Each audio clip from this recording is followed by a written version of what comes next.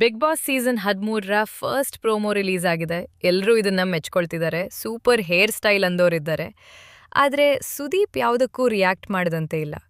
ಅಷ್ಟರಲ್ಲಿಯೇ promo release ಆದ 2ನೇ ದಿನವೇ ಮಧ್ಯಾಹ್ನದ ಹೊತ್ತಿಗೆ ಒಂದು ಪೋಸ್ಟ್ ಹಾಕಿದ್ದಾರೆ. ಇದರಲ್ಲಿ ಶುರು ಮಾಡೋಣವಾ ಅಂತಲೇ ಹೇಳಿದ್ದಾರೆ. ಕಪ್ಪು ಉಡುಗೆ ತೊಟ್ಟ ಒಂದು ಚಂದದ ಫೋಟೋ ಕೂಡ ಹಂಚಿಕೊಂಡಿದ್ದಾರೆ. ಸುದೀಪ್ ಇನ್ಸ್ಟಾಗ್ರಾಮಲ್ಲೂ ಆಕ್ಟಿವ್ ಆಗಿದ್ದಾರೆ. ಮೊದಲು ಎಕ್ಸ್ ಖಾತೆಯಲ್ಲಿ ಮಾತ್ರವೇ ಇವರು ಫ್ಯಾನ್ಸ್ ಜೊತೆಗೆ ಕನೆಕ್ಟ್ ಆಗಿರ್ತಾ ಇದ್ರು. ಆದರೆ ಕಳೆದ ಕೆಲವು ವರ್ಷಗಳಿಂದ ಸುದೀಪ್ ಇನ್ಸ್ಟಾಗ್ರಾಮಲ್ಲೂ ಆಕ್ಟಿವ್ ಆಗಿದ್ದಾರೆ. ಪೋಸ್ಟ್ ಹಾಕ್ತಾನೆ ಇರ್ತಾರೆ. ಹಾಗೆ ಬಿಗ್ ಬಾಸ್ ಬಗೆಗಿನ ಒಂದು ಪೋಸ್ಟ್ ಈಗ ಹಾಕಿದ್ದಾರೆ. ಬಿಗ್ ಬಾಸ್ ಪ್ರೋಮೋದಲ್ಲಿ ಈ ಒಂದು ಮಾತು ಹೇಳಿದ್ದಾರೆ. ಒಂದು ಮನೆ, ಒಂದು ಅವಕಾಶ, ಸಾವಿರಾರು ಕನಸು ಅನ್ನೋ ಮಾತು ಹೇಳ್ತಾರೆ. ಕೊನೆಯಲ್ಲಿ ಶುರು ಮಾಡೋಣವಾ ಅಂತಲೂ ಹೇಳ್ತಾರೆ. ಈ ಒಂದು 2 ಪದವನ್ನ ಮತ್ತೊಮ್ಮೆ ಇಲ್ಲಿ ಬರೆದುಕೊಂಡಿದ್ದಾರೆ.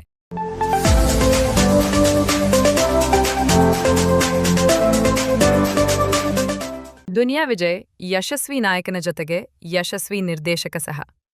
ಈವರೆಗೆ ಅವರು ನಿರ್ದೇಶನ ಮಾಡಿರುವ 2 ಸಿನಿಮಾಗಳು ಹಿಟ್ ಎನಿಸಿಕೊಂಡಿವೆ. ಆದರೆ ಇದೇ ಮೊದಲ ಬಾರಿಗೆ ದುನಿಯಾ ವಿಜಯ್ ಮತ್ತೊಬ್ಬ ನಾಯಕನಿಗಾಗಿ ಸಿನಿಮಾ ನಿರ್ದೇಶನ ಮಾಡಿದ್ದಾರೆ. ಅದುವೇ ಸಿಟಿ ಲೈಟ್ಸ್. ಚಾರ್ಲಿ ಚಾಪ್ಲಿನ್ ಅವರ ಜನಪ್ರಿಯ ಸಿನಿಮಾದ ಹೆಸರನ್ನೇ ಇರಿಸಿ ಸಿನಿಮಾ ನಿರ್ದೇಶನ ಮಾಡಿದ್ದಾರೆ ದುನಿಯಾ ವಿಜಯ್. ಸಿನಿಮಾನಲ್ಲಿ ವಿನಯ್ ರಾಜ್ಕುಮಾರ್ ನಾಯಕ ಮತ್ತು ದುನಿಯಾ ವಿಜಯ್ ಪುತ್ರಿಯೇ ನಾಯಕಿ. ಸಿನಿಮಾದ ಚಿತ್ರೀಕರಣ ಮುಗಿದು ಪೋಸ್ಟ್ ಪ್ರೊಡಕ್ಷನ್ ಕಾರ್ಯ ಚಾಲ್ತಿಯಲ್ಲಿದ್ದು, ಇದೀಗ ಸಿನಿಮಾದ ಬಿಡುಗಡೆ ದಿನಾಂಕ ಘೋಷಣೆ ಮಾಡಲಾಗಿದೆ. ಸಿಟಿ ಲೈಟ್ಸ್ ಸಿನಿಮಾ ಸೆಪ್ಟೆಂಬರ್ 18ಕ್ಕೆ ರಾಜ್ಯದಾದ್ಯಂತ ಚಿತ್ರಮಂದಿರಗಳಲ್ಲಿ ಬಿಡುಗಡೆಯಾಗಲಿದೆ. ಇದು ದುನಿಯಾ ವಿಜಯ್ ಅವರ 3ನೇ ನಿರ್ದೇಶನದ ಸಿನಿಮಾ ಆಗಿದ್ದು, ವಿನಯ್ ರಾಜ್ಕುಮಾರ್ ಮತ್ತು ದುನಿಯಾ ವಿಜಯ್ ಪುತ್ರಿ ಮೊನಿಷಾ ನಾಯಕಿಯಾಗಿ ನಟಿಸಿದ್ದಾರೆ. ಮೊನಿಷಾ ಅವರಿಗೆ ಇದು ಮೊಟ್ಟಮೊದಲ ಸಿನಿಮಾ ಆಗಿದೆ. ವಿಜಯ್ ಅವರ ಮತ್ತೊಬ್ಬ ಪುತ್ರಿ ರಿತನ್ಯಾ ಈಗಾಗಲೇ ಲ್ಯಾಂಡ್ ಲಾರ್ಡ್ ಸಿನಿಮಾನಲ್ಲಿ ನಟನೆ ಮಾಡಿದ್ದಾರೆ. ಇದೀಗ ಸಿಟಿ ಲೈಟ್ಸ್ ಮೂಲಕ ಮತ್ತೊಬ್ಬ ಪುತ್ರಿಯನ್ನು ಚಿತ್ರರಂಗಕ್ಕೆ ಪರಿಚಯಿಸುತ್ತಿದ್ದಾರೆ.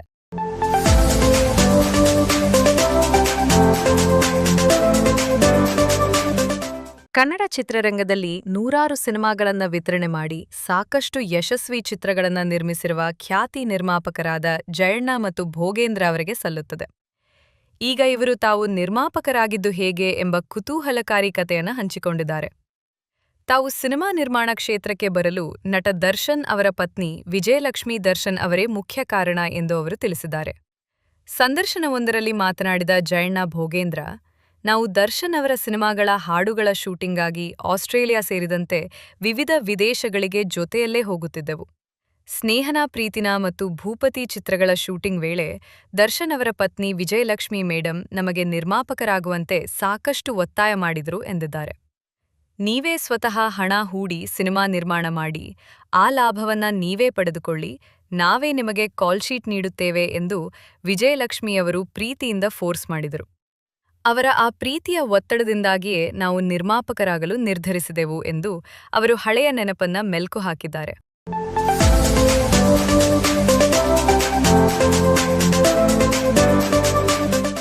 ರಾಕಿಂಗ್ ಸ್ಟಾರ್ ಯಶ್ ಅಭಿನಯದ ಬಹುನಿರೀಕ್ಷಿತ ಚಿತ್ರ ರಾಮಾಯಣ ಸದ್ಯ ಭಾರೀ ಚರ್ಚೆಗೆ ಗ್ರಾಸವಾಗಿದ್ದು, ಚಿತ್ರದಲ್ಲಿ ರಾವಣನ ಪಾತ್ರದಲ್ಲಿ ಕಾಣಿಕೊಂಡಿರುವ ನಟ ಯಶ್ ಬಗ್ಗೆ ಬಾಲಿವುಡ್ನ ಸ್ವಯಂ ಘೋಷಿತ ಚಿತ್ರ ವಿಮರ್ಶಕ ಕಮಾಲ್ ರಶೀದ್ ಖಾನ್ ವ್ಯಾಪಕ ಟೀಕೆ ಮಾಡಿದ್ದಾರೆ.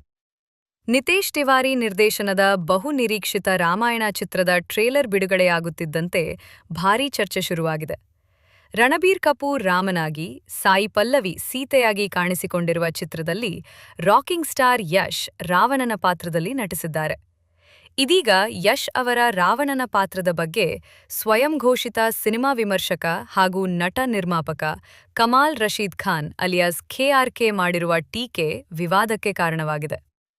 ಜುಲೈ 31ರಂದು ತಮ್ಮ ಅಧಿಕೃತ ಎಕ್ಸ್ ಖಾತೆಯಲ್ಲಿ ರಾಮಾಯಣ ಟ್ರೇಲರ್ ಬಗ್ಗೆ ಪ್ರತಿಕ್ರಿಯಿಸಿರುವ KRK, ಯಶ್ ಅವರ ನಟನೆಯನ್ನು ತೀವ್ರವಾಗಿ ಟೀಕಿಸಿದ್ದಾರೆ.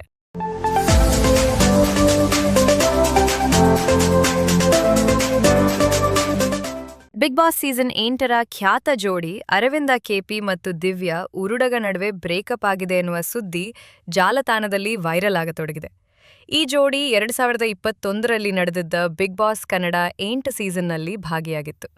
ಬಿಗ್ ಬಾಸ್ ಮನೆಯಲ್ಲೇ ತಮ್ಮ ಕೈಯಲ್ಲಿದ್ದ ಚಿನ್ನದ ಉಂಗುರವನ್ನ ಬಿಚ್ಚಿ KP ಅರವಿಂದ್ ಕೈಬೆರಳಿಗೆ ದಿವ್ಯಾ ಉರುಡುಗ ತೊಡಿಸಿದ್ದರು.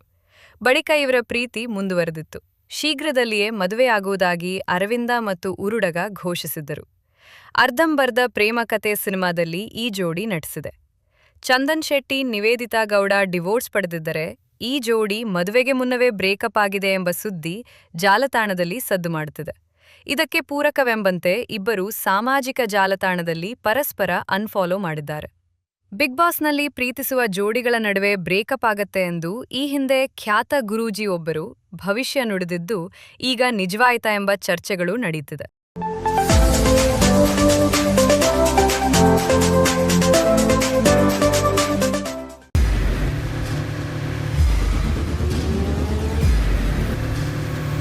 ಪ್ರಜಾಮಾರ್ಗ ನ್ಯೂಸ್, ಇದು ಜನಸಾಮಾನ್ಯರ ಧ್ವನಿ.